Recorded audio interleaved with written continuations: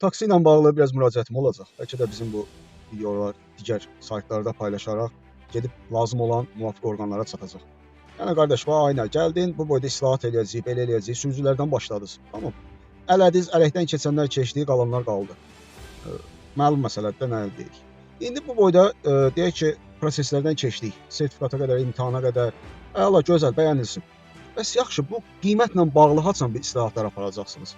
Vallahi billahi, yəni o gün hansısa bir xəbər portalında eşidirəm ki, qiymətlər deyir taksidə kəskin şəkildə artıb. Bu kəskin şəkildə artıb necə artım olubdu ki, biz bunu hiss eləmirik. Baxın, yenə gəlir nəyə çıxır? O vaxtda Priusların dövründə gediş qovurduq.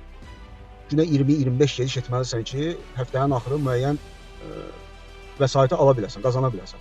Yenə həmin parklar açılıb, yenə demək olar ki, başlayıblar. 110 gedişdən başlayır həftəlik. Yüzü yuxarı, 140 gediş, 150 gediş eləyənə maşının qiymətləri aşağı düşür falan, beşməkan. Yenə həmin şey oldu da. Burada hansı islahatlar aparıldı ki, hansı bir yaxşı bir hərəkətlər olundu ki, sürücüyə qarşı. Yenə istismar dövrü başlayır. Baxırsan ki, komfortla işləyən. Müştəri zaten komfort vurmur. Niyə vurmur? Deyir zaten ekonom Bolt vururam. Gəlir, deyək ki, Çanqan, BYD və yaxud Toyota Corolla, digər. Hələ indi elektriklər var, onlar da məcburiyyətdən gediş qoyurlar qarşısına. Onlar da vururlar, açırlar deyək ki, digər kateqoriyaları işləyirlər. Bununla yəni heç vaxt taksi sistemi düzəlməyəcək. Yəni istəyirsiniz boykot eləyin, istəyirsiniz nə bilim 3 gün işə çıxmayın. Bu səbəb deyil, bu əsas səbəb deyil. Yalnız komfort sürən komfortunu daşımalıdır, ekonom sürən ekonomunu daşımalıdır, biznes sürən biznesini daşımalıdır. Bu halda taksi xidməti düzgün fəaliyyət göstəriləcək. Bu heç bunu qoyduq bir kənara. Deyək ki, keçmişdə bizim bu Priuslarla bağlı gediş qovurduq, qəzalar olurdu falan. Qarşıdan üzü yaya gedir. Yenə həmin şey olacaq da. Yenə həmin proseslər ortaya çıxacaq da. Bu nə dərəcədə yəni islahatlar apardınız ki, hansı bir sistemi düzəltdiniz, hansı bir sistemi tətbiq elədiniz ki, irəliləyiş oldu, hansı bir istər sürücünün xeyrinə. Müştəri yenə taksi sifariş eləyir, saatlarla gözləyir, taksi gəlmir. Sürücü də ki, yenə probkada, tıxacda qalır. Siz avtobus zolağına icazə vermədiniz. Tamam, indi bildiyimə görə belə eşitmişəm ki, 10.000-ə taksinin sayını salacaqsınız. 10.000 olandan sonra avtobus xəttinə, zolağına deyək ki, icazə veriləcək. Amma mən keçən çıxışımda da dedim, bu taksi sürücüləri əgər fərqlənirsə, ictimai nəqliyyat sayılırsa, bu demək olar ki, taksi zolağından istifadə etməlidir. Siz buna 1 ay, 2 ay sınaq kimi bir keçirdərdiniz, baxardınız, görərdiniz şəhərdə necə tıxacların sayı azalır. Məsələn, mən keçən dəfə bunu izah elədim.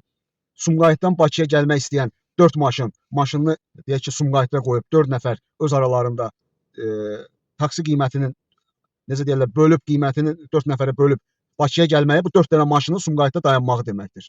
Digər qəsəbələrdən, digər kəndlərdən gələnlər o cür etsə, artıq şəhərin tıxacı demək olar ki, nisbətən azalacaq. Bir çox işlər var. Yəni siz bunları çalışın, nə deyim, taksi sürücülərini dinləməklə, müştərilərin şikayətlərini, müştərilərin təkliflərini dinləməklə həyata keçirdin. Bəlkə də ondan mənə elə gəlir ki, nə olsun, indi ola bilər, mən demirəm, aynada oturanlar bunları bilmir. Bəlkə də bilirlər. Amma yenə də siz bizlərə qulaq assaz. Yəni biz də sizin, nətər deyirlər, əməkdaş sayılırıq, biz də sizin işçilər sayılırıq. 40 manata günü maşın götürüb, vallahi billahi, baxın, 40 manata maşın götürüb gündəlik taksivatlıq eləyən gənclərimiz var, sürücülərimiz var. Deməli, 24% komissiyadır.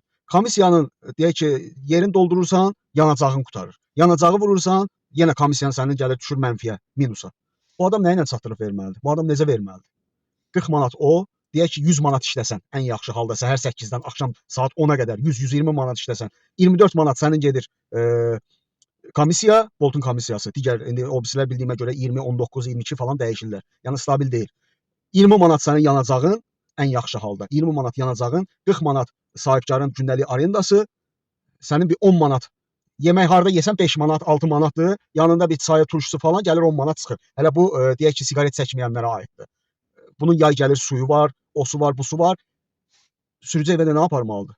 Ən azından 30 manat aparmalıdır, o da olmayandan sonra nə ilə aparmalıdır? Yəni siz bunları hesablamırsınız. Hamı elə öz maşını ilə çalışmır ki. Sahibkarın deyək ki, özü öz maşını ilə çalışdı. Deyək ki, bu fərdi sahibkar sayılır. Bunun amortizasiya xərclərin, yəni 3 manat 50 qəpiyə sən 40 dəqiqə probkada, tıxacda qiymət yazırsansa, bu nə dərəcədə ədalətlidir, bu nə dərəcədə düzgündür? Yəni siz bunları necə hesablayırsınız? Necə siz bunları tətbiq edirsiniz? Sadə bir vətəndaş kimi hər şey qoyuram qırağa mənə çatmır. İnşallah ki, düzələr. Nə deyək, gözləyək bizdən də.